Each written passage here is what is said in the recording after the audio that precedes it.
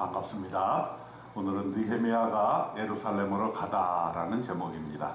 느헤미야 2장 1절에 아닥사스다 왕 제20년 니산월에 왕 앞에 포도주가 있기로 내가 그 포도주를 왕에게 드렸는데 이전에는 내가 왕 앞에서 수심이 없었더니. 오늘은 느헤미야가 이제 예루살렘의 그 소식을 듣고 마음에 근심이 있어서 우리나라 이스라엘 유대가 어떻게 회복이 되어야 되는가 하는 것을 걱정하는 장면이 나옵니다. 느헤미야는 술관원이었다 그랬어요. 그래서 술관원이었기에 왕에게 포도주를 권하면서 술을 따라 드렸는데 느헤미야 얼굴에 수심이 가득했습니다. 그래서 왕이 물어보았습니다. 네가 병이 없거늘 어찌하여 얼굴에 수심이 있느냐? 이는 필연 네 마음에 근심이 있음이르다. 이렇게 2절에서 말하고 있죠. 그러자 느헤미야가 답변을 합니다. 왕은 만세수를 하옵소서. 내 조상들의 묘실이 있는 성읍이 이제까지 황폐하고 성읍이 불탔사오니 내가 어찌 얼굴에 수심이 없사오리까 하니. 그가 들은 내용, 고향의 나라에 다 성벽이 불타 없어졌다는 것을 왕에게 이야기를 합니다. 그러자 아닥사스다 왕이 그러면 네가 무엇을 원하느냐 이렇게 묻습니다. 왕의 마음에 도와주고 싶은 마음이 있었던 것이죠. 그러자 느헤미야는 하늘의 하나님께 묵도했다 그랬습니다. 4절에 보니까 그는 자기 마음에 원하던 것을 왕이 얘기하니까 아무 생각 없이 즉답하지 아니하고 하늘의 하나님께 묵도하면서 하나님의 즉각적인 응답을 기다리고 있었던 것이죠. 느헤미야는 분명히 왕의 신임을 얻은 사람이었습니다. 느헤미야가 그 왕의 이야기를 들었을 때 조급하지 않았고 그 잠깐 순간에도 하나님께 기도함으로써 하나님의 음성을 듣기를 원했던 것입니다. 이렇게 어떤 일이 있을 때 중요한 순간에 함부로 말을 하지 아니하고 잠깐 동안이라도 하나님께 기도 드리는 그러는 저와 여러분이 되었으면 좋겠어요.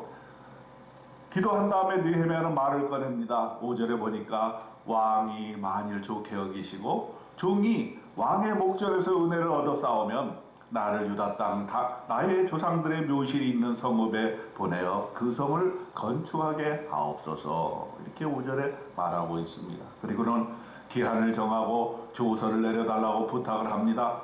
또 산림 감독이었던 아삽에게 조서를 내려서 들보로 쓸 제목을 주십사 하고 구체적인 그러한 자기의 필요사항을 이야기를 했던 것입니다. 그러자 왕이 들어줬어요. 그런데 느헤미야는 그것이 왕의 도우심일 뿐만 아니라 그 뒤에 하나님의 손이 배후에 역사하고 계시다는 사실을 기억하고 그것을 고백하고 있습니다. 8절에 보니까 하나님의 손이 나를 도우심으로 왕이 허락하고 했습니다. 그뿐만 아니라 군대 장관과 마병을 함께 보내주었습니다. 조서도 주었습니다. 이렇게 된 데에는 다 하나님께서 뒤에서 역사하셨다 하는 것입니다.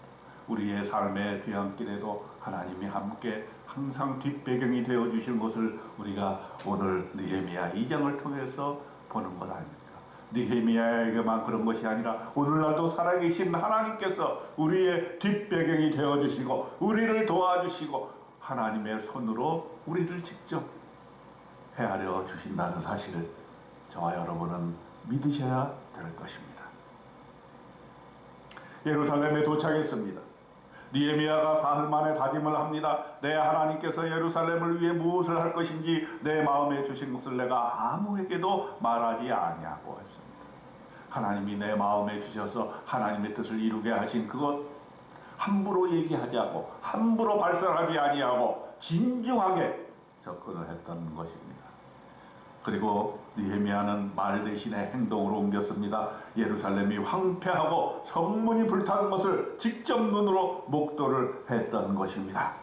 그러자 이제 느헤미야는 유대 사람과 방백들과 귀족과 제사장들을 다 모아서 그들에게 이야기를 했습니다. 17절에 보니까 예루살렘이 황폐하고 성문이 불탔으니 자 예루살렘 성을 건축하여 다시 수치를 당하지 말자. 그동안 우리가 얼마나 나라를 빼앗기고 끌려가고 종살이를 했었는가. 이제는 다시는 수치를 당하지 말자. 일어나 건축하자. 우리 모두 힘을 합쳐보자. 이렇게 느헤미야는 백성들에게 이야기를 했던 것입니다.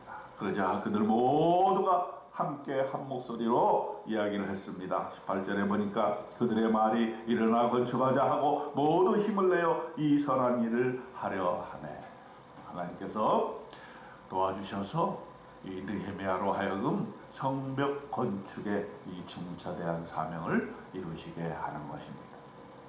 그러자 반대가 일어났습니다. 이곳저곳에서 반대가 일어나죠. 호론 사람 산발락과 종이었던 암몬 사람 도비야와 아라비아 사람 게셈이 이 말을 듣고 우리를 업신여기고 우리를 비웃어 이르되 너희가 하는 일이 무엇이냐? 너희가 왕을 배반하고자 하느냐 하기로.